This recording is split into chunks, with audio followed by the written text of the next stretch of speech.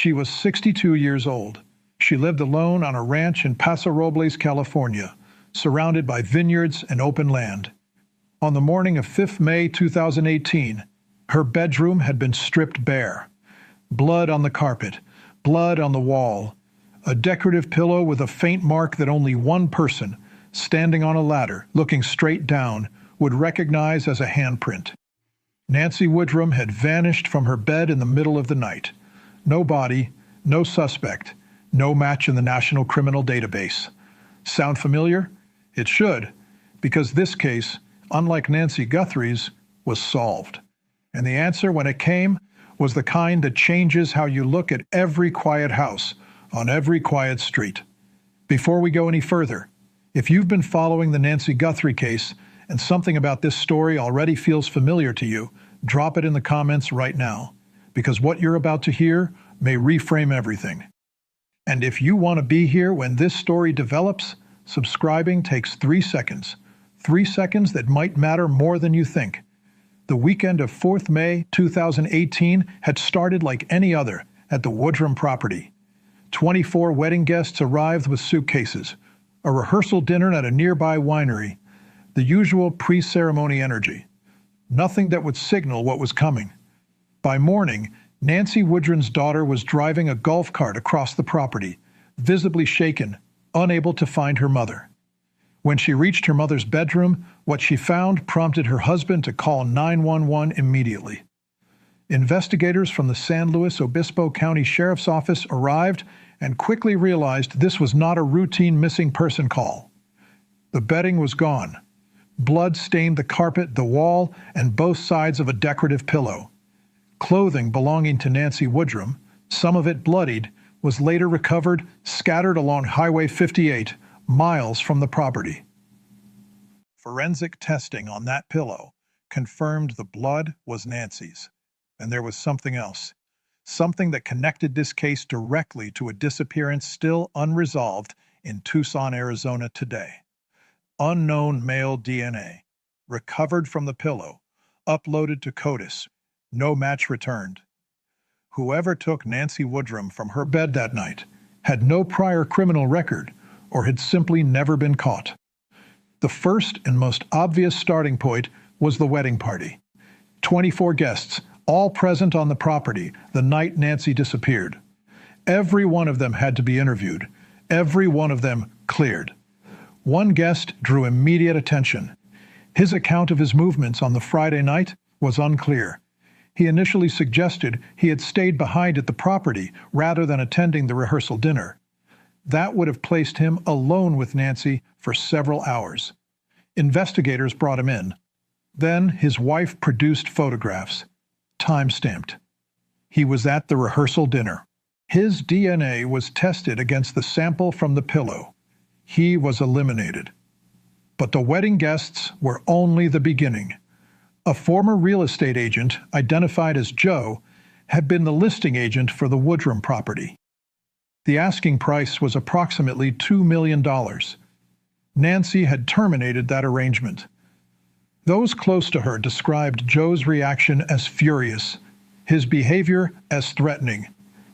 Investigators gave him a thorough look. Joe had been on a trail ride with a large group at the time Nancy disappeared. Confirmed alibi. Eliminated. Then came Sean Bloom, a contractor Nancy had hired to help fix up the property. She had fired him. A dispute over money. A screaming match outside her home, witnessed by workers nearby. Sean Bloom was known to law enforcement. When detectives asked for a DNA sample, he initially refused, said he wanted to speak to his solicitor first. That refusal alone sharpened attention significantly. 2 days later, Sean Bloom returned with his solicitor, opened his mouth, and gave the sample voluntarily. His DNA did not match the unknown profile from the pillow. Sean Bloom was eliminated. Back to nothing. Then investigators turned to the person they expected the least and feared the most. Nancy Woodrum had a son. His name was Chad. They had been estranged for 5 years, and yet, on the evening she disappeared, Nancy had texted him. Phone records confirmed it. He was the last known person she had contact with. When detectives arrived at Chad's home to speak with him, his demeanor was immediately off, angry, uncooperative, and when they asked for a DNA sample to at minimum eliminate him, to perhaps one day identify her remains, Chad refused. He looked directly at the detective and said he understood exactly what that refusal made him look like. Here's what I want you to think about while we go further. In the Nancy Guthrie case right now, there is a $1.2 million reward, anonymous tip line, 1-800-CALL-FBI. Someone watching this, maybe someone who already noticed something strange, hasn't called yet. The person who didn't call in the Woodrum case lived with that for 7 months. Don't be that person. If you know something, the line is open. If you don't, keep watching, because what broke this case open is something almost no one saw coming. Chad was not the suspect. Beer bottles retrieved from a traffic stop during a drink-drive incident were tested. His DNA did not match. He was eliminated. 7 months had now passed since Nancy Woodrum disappeared. Every obvious person of interest had been ruled out. The unidentified male DNA profile from the pillow remained exactly that, unidentified. Investigators then deployed a tool that, at the time, had rarely been used in California, a Google geofence analysis. The principle is precise. A digital boundary, in this case just 12 feet, was placed around Nancy Woodrum's living space. Investigators requested from Google all device data within that boundary during the specific window between the night she last spoke to her son and the morning she should have gone walking. Approximately 12 hours. One of the first applications of this method in the state. When the data returned, 2 device signals appeared inside the boundary, inside Nancy's studio, at approximately 1:30 and 1:52 in the morning. One of those devices was Nancy's phone. The other had no business being there. A second search warrant was filed to identify the subscriber behind that second device. It took another month. When the result returned, investigators were momentarily stunned. The device belonged to Carlo Fuentes, the painter, the same man who months earlier had voluntarily spoken to detectives and told them he had witnessed Sean Bloom arguing with Nancy outside her home. Carlo Fuentes had no criminal history. He was married. He had a child. He had been living in the area for years. He had not, at any point, appeared on anyone's radar. His phone had been inside Nancy Woodrum's bedroom at 1:30 in the morning on the night she disappeared. Investigators obtained a DNA sample from Carlo Fuentes by following him to a restaurant, waiting for him to order a Coca-Cola, and collecting the cup after he left. The DNA on that cup matched the unknown male profile recovered from the pillow in Nancy Woodrum's bedroom.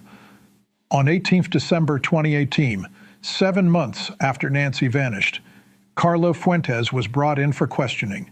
In the beginning, he denied everything. Then investigators told him what they had: his phone, his DNA, both placing him inside that bedroom at 1:30 in the morning. His account began to shift. First, he claimed he had come to the property to collect a ladder and accidentally struck Nancy with his truck. The forensic evidence contradicted this entirely. Then, piece by piece, he told them everything. Carlo Fuentes had developed a fixation on Nancy Woodrum. He had a documented sexual preference for older women, confirmed later through his own search history. He had interpreted small acts of kindness from Nancy as something they were not. In the early hours of 5th May, he stopped at a church inside a strip mall and spent 20 minutes there before continuing to her property. He entered through a sliding door whilst she slept. A 911 call was placed from Nancy's landline at midnight, 14 seconds, not long enough to connect to the county dispatch center.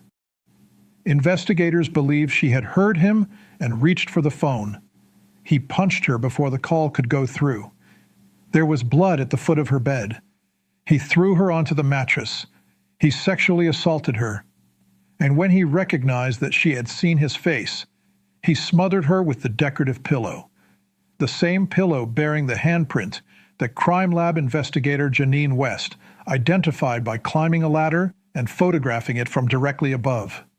He then wrapped Nancy Woodrum's body in her own bedding, carried her out of the property, placed her in the back of his painter's truck, and drove upwards of 60 miles. The gate of the truck bed left open to a stretch of land known as the Carrizo Plains. Bloodied bedding and clothing scattered along the route as he drove. 100 yards from the road, he left her. He placed rocks around her remains and covered them with tumbleweeds.